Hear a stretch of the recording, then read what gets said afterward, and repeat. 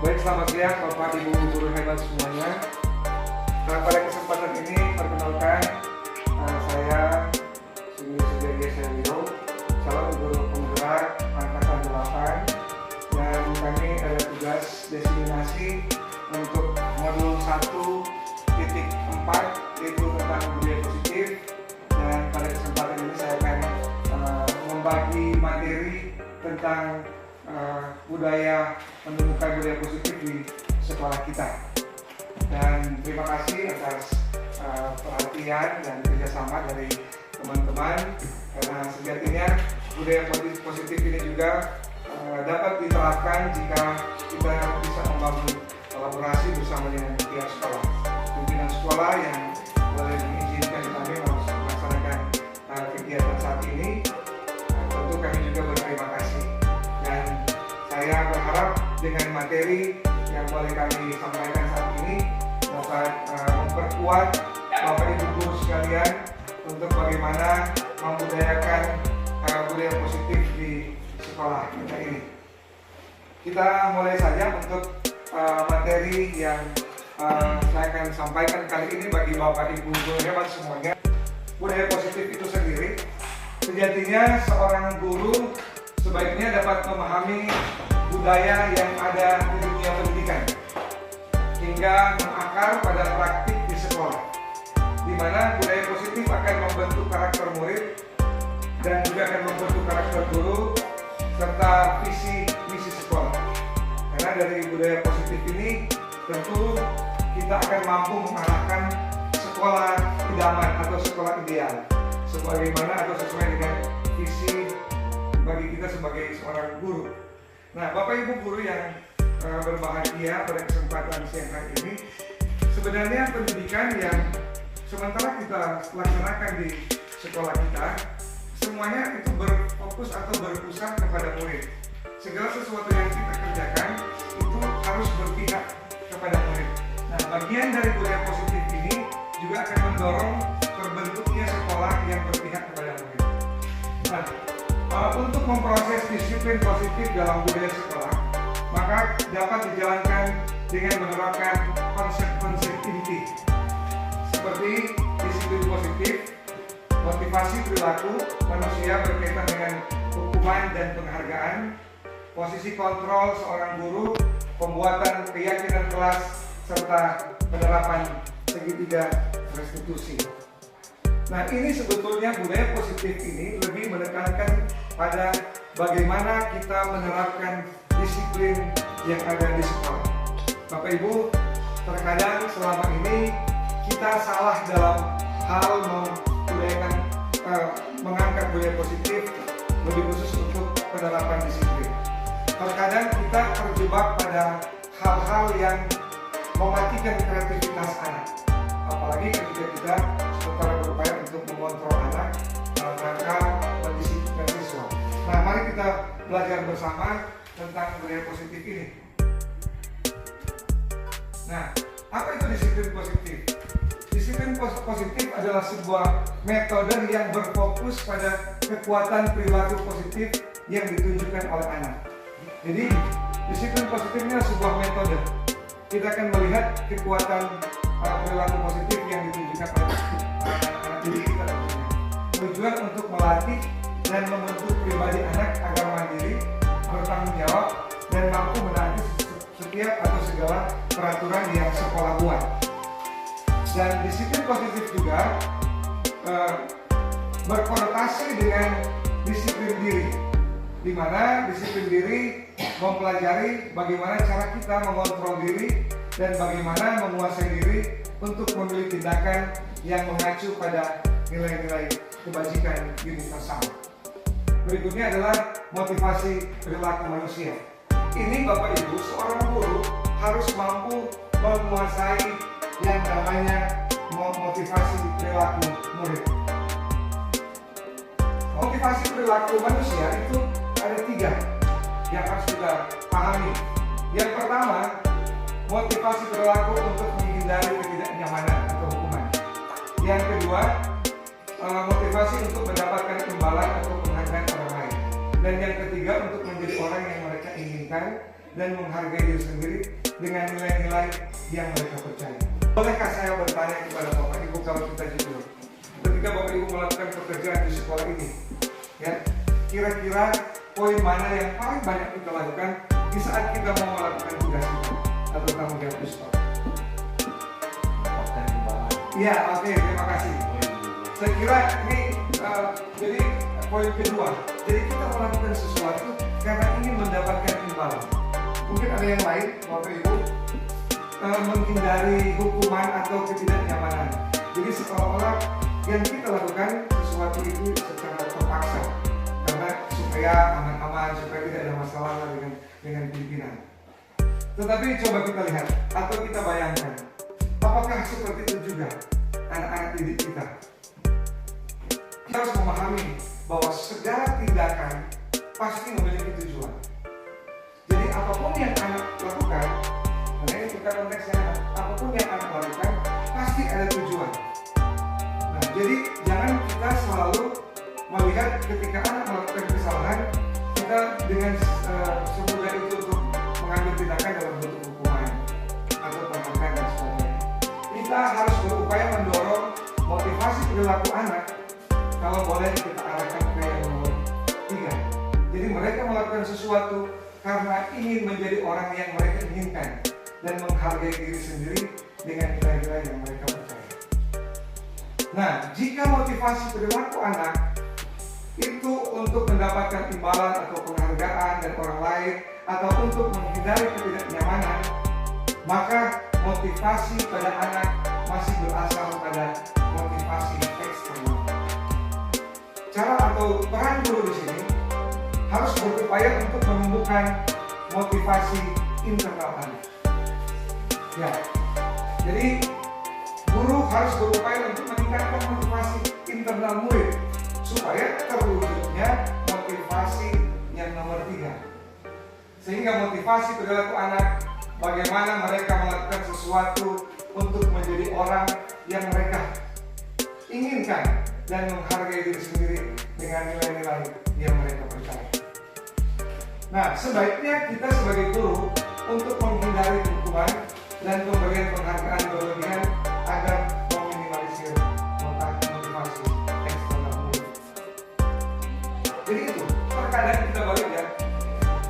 Terkadang ini yang nomor 1 dan nomor 2, kadang siswa melakukan yang nomor 1 dan nomor 2 karena kita terlalu banyak intervensi melalui hukuman dan pemberian penghargaan yang berlebihan. Bagaimana motivasi intrinsik anak akan bertumbuh? Sebaiknya kita hindari itu, Bapak Ibu. Baik, kita lanjut. Selanjutnya kita akan mempelajari tentang 5 kebutuhan dasar manusia. Ini terkadang yang saya sampaikan tadi bahwa perilaku memiliki tujuan. Terkadang anak melakukan sesuatu, melakukan tindakan di luar ketentuan itu karena mungkin ada kebutuhan dasar yang kurang, ada yang tidak seimbang di dalamnya. Makanya sebagai seorang guru kita harus mampu memahami 5 kebutuhan dasar manusia. Apa 5 kebutuhan dasar manusia? Ini yang 1, bertahan hidup dan rasa diterima. Ketiga, ada kekuasaan. Keempat, ada kesenangan. Dan kelima, ada kebebasan. Bapak Ibu, kalau anak-anak kita melakukan sesuatu di luar aturannya, terkadang kita lupa melihat ini. Mungkin ada salah satu di antara 5 kebutuhan dasar ini yang tidak dipenuhi oleh murid, sehingga memunculkan mereka melakukan sesuatu yang tidak kita inginkan atau di luar aturan sekolah atau di luar kesepakatan sekolah. Bisa dipahami ini Bapak Ibu? Ya, jadi perhatikan Bapak Ibu segala kebutuhan. Tugas guru bukan hanya mengajar, tapi tugas guru juga harus menuntun dan juga memantau murid, sehingga kita juga harus melihat apakah kebutuhan dasar mereka terpenuhi atau tidak. Oke, kita lanjut saja. Dan ini ada posisi kontrol. Setelah kita sudah belajar beberapa materi tadi, kita juga akan mempelajari posisi kontrol. Ini posisi kontrol juga akan menentukan kita untuk membangun budaya positif di sekolah. Ada 5 posisi kontrol, Bapak Ibu. Yang pertama, penghukum. Kedua, membuat merasa bersalah.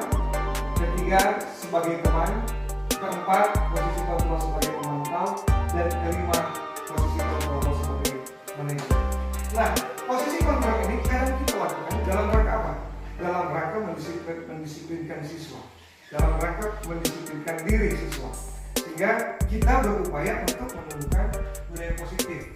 Sebetulnya sudah dari lama kita menemukan budaya positif, tapi kadang kita tidak memahami. Ternyata dari kelima posisi kontrol ini kita mengajar pengumuman.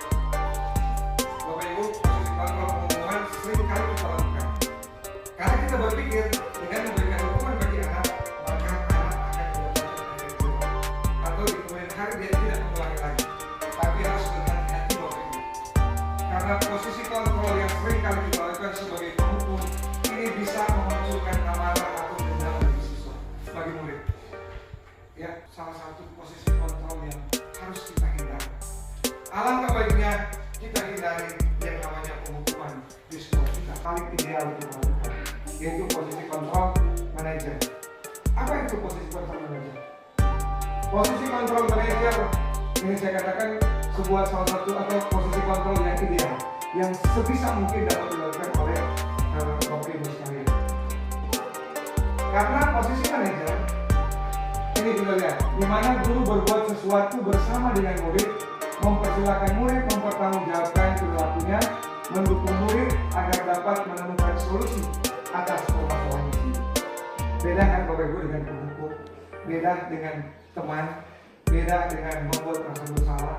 Yang kedua, sebagai manajer, maka kita perlu mengacu kepada restitusi yang dapat menjadikan murid kita seorang manajer bagi dirinya. Ya, jadi ini nanti kan kita belajar restitusi. Nah, posisi kontrol juga manajer, di mana murid diajak untuk menganalisis kebutuhan dirinya maupun kebutuhan orang lain.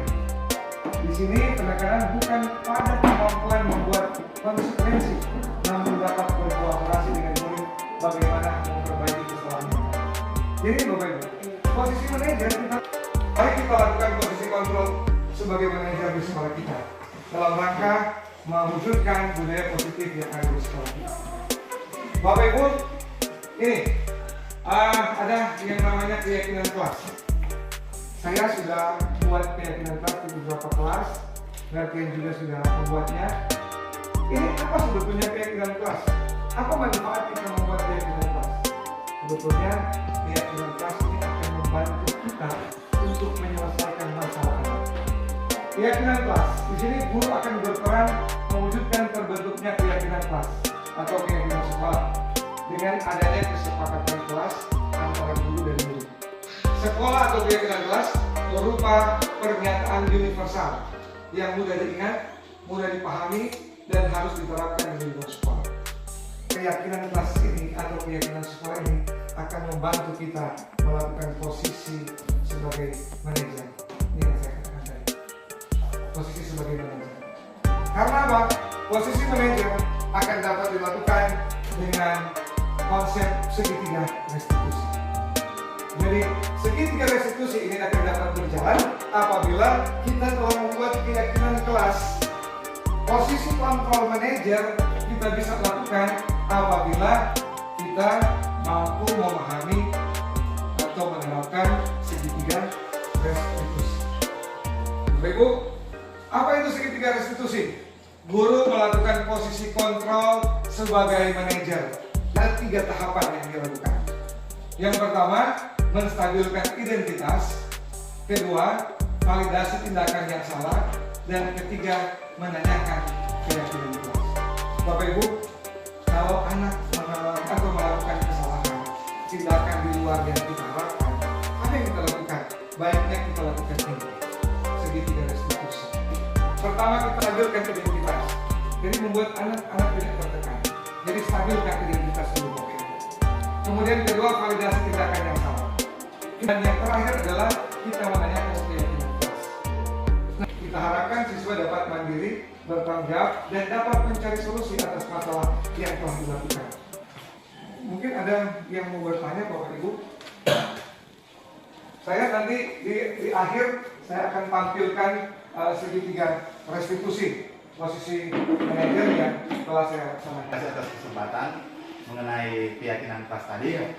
Apakah itu akan dibuat per guru? Karena kan kita tahu bersama bahwa setiap kelas tentunya ada sekian mata pelajaran yang masuk. Apakah keyakinan kelas tersebut dibuat atau diputuskan dengan masing-masing guru di mata pelajaran tertentu, atau hanya wali kelas yang menentukan itu kemudian digeneralisasi ke semua guru yang masuk di kelas tersebut? Itu saja. Terima kasih. Ya, awal kami sudah menyampaikan bahwa budaya positif atau menemukan budaya positif di sekolah harus dilakukan dengan kolaborasi. Jadi tidak dapat dilakukan sendiri untuk menemukan budaya positif sebenarnya. Karena menemukan budaya positif itu alangkah baiknya dilakukan oleh semua pihak. Nah, untuk melakukan atau membuat keyakinan kelas ini alangkah baiknya kita buat bersama.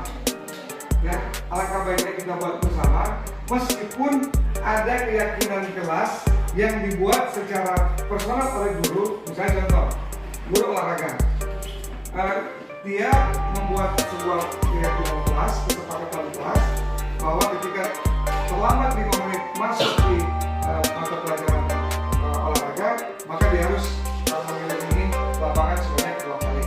Nah, ada kesepakatan kelas secara bersama yang kita buat, bisa juga dibuat oleh wali kelas jika tahapan-tahapan pembuatan keyakinan kelas tersebut dipahami.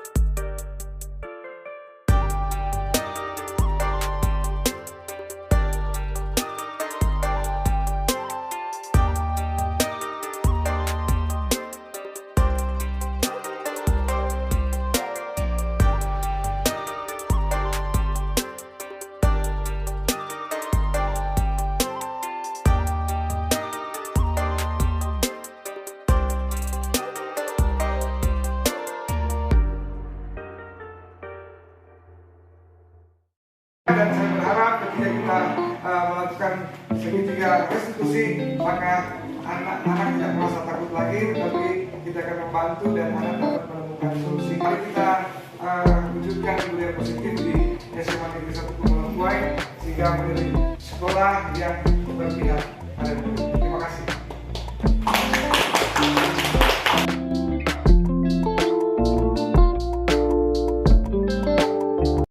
Oke, selamat pagi anak-anak. Saya menyapa kembali dan ingin mempertanyakan apakah hari ini kalian dalam keadaan yang baik-baik saja atau ada masalah? Jangan semangat, ini masih pagi, kita harus semangat. Bagaimana kira-kira perasaan kita untuk belajar pagi hari ini? Apakah semua siap untuk belajar hari ini? Siap. Karena kalau Anda tidak siap, maka ada kemungkinan materi yang akan Bapak terapkan hari ini atau sampaikan hari ini tidak bisa dicerna oleh kalian. Saya mau tanya, mana kelas? Ketua kelas, ini jumlah siswa ada berapa? Ada berapa? 22. Ini yang hadir? Baik, pagi hari ini kita akan memulai dengan membuat sebuah keyakinan kelas. Karena hari ini kita belajar pertama kali di tahun ajaran 2023-2024. Kita akan buat dulu keyakinan kelas, tapi sebelum kita membuat keyakinan kelas, saya ada ice breaking sebelum kita mulai pembelajaran di hari ini, supaya kita semangat ya. Karena saya lihat masih banyak yang kayak tidak siap untuk belajar. Harusnya itu dimulai dengan ice breaking. Tangan kanan dari telunjuknya diletakkan di atas telapak tangan samping kanan. Oke, boleh? Oke, ya. Berarti ini tidak apa sama, boleh? Oke, supaya yang begini. Nanti sebentar saya akan membacakan cerita tentang kucing dan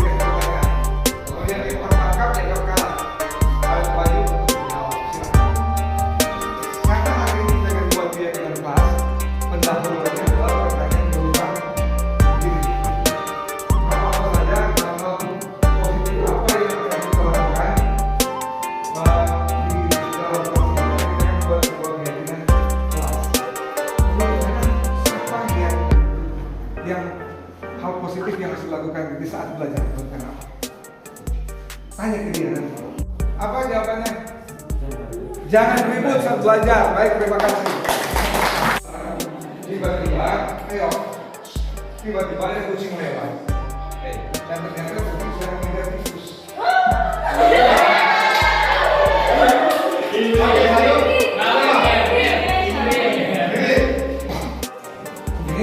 Ini dapat ganjaran ya karena tertangkap ya.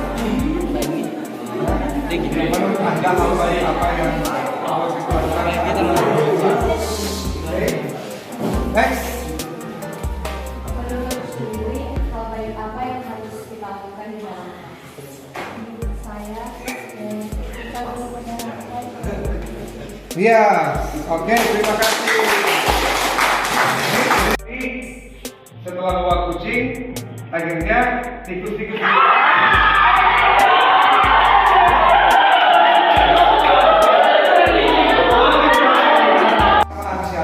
saat kita melakukan eksperimen sebelum kita mulai ke materi pelajaran. Oke, lebih relax. Oke, senang. Ada lagi? Kita mungkin tambahkan saat kita eksperimen tadi, jadi kalau jawab kita lebih relax, lebih senang. Oke, ada lagi yang lain yang bisa memberikan komentar? Jadi hari ini kita membuat keyakinan kelas. Kita membuat sebuah kesepakatan dengan keyakinan kelas yang nantinya juga akan membantu Anda untuk kan Anda pernah ya jalan terlambat atau pernah tidak menggunakan sepatu yang tidak berwarna hitam ya, atau pernah Anda jahil terhadap teman yang lain. Nah, ketika guru datang untuk menyelesaikan masalah Anda, biasanya dilakukan dengan cara apa tadi? Dengan cara hukuman. Apakah guru memberikan hukuman itu sudah sesuai dengan harapan kalian atau sudah tepat yang guru lakukan? Belum. Nah, kenapa belum? Karena dia ada hukuman itu nggak mungkin itu cuma hukuman. Iya. Jadi mesti ada saran atau kritik supaya DPD itu mengubah dari sekarang. Ya. Hukuman terus tidak mengubah kan itu sama dia cuma teguran sedikit. Jadi sama hukuman berarti mesti ada Oke. Baik, keluarga kita beri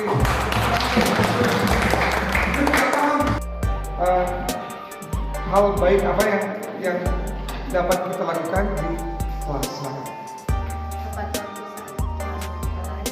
Oke, tepat waktu saat masuk kelas.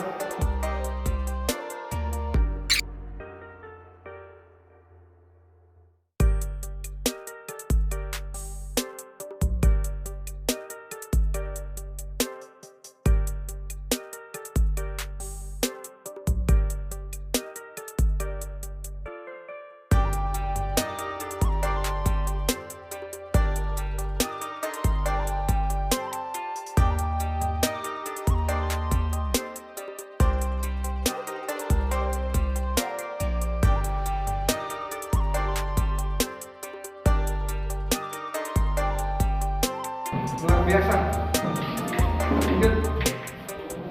Tidak boleh bermain HP jika tidak diperkenankan atau diarahkan oleh guru. Siswa-siswi yang sudah berada di lingkungan sekolah harus berada di kelas 10 menit sebelum guru tiba di kelas. Iya. Bekerja sama agar pekerjaan cepat selesai.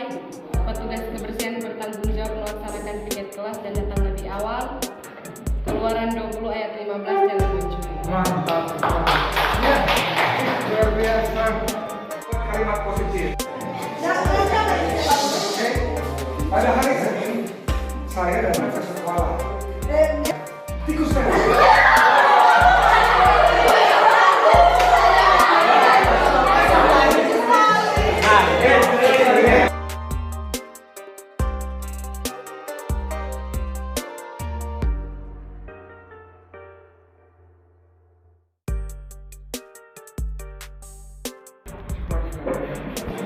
Oke,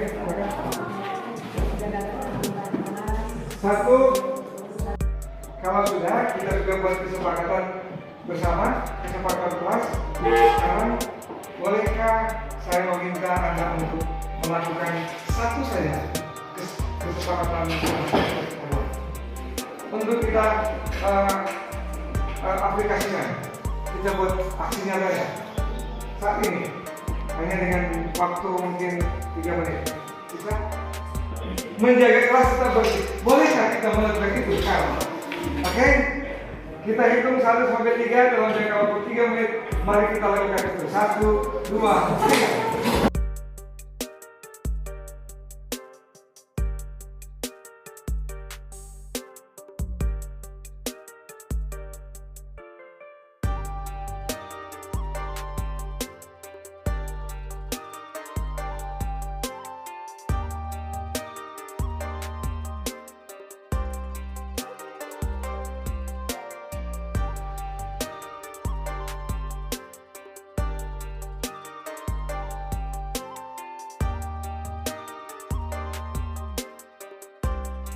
Menurut saya sistem pembelajaran seperti ini sangat membantu for murid-murid. Iya. Boleh sama-sama menjelaskan, nggak mau takut, nanti sama-sama murid itu yang bantu Iya. membaca. Iya. Oh ada ada kayak apa nih? Bisa sambil dibaca, bisa dibaca. Oke, baik. Saya semoga semua peraturan yang baru bisa ditaati dengan baik. Oke.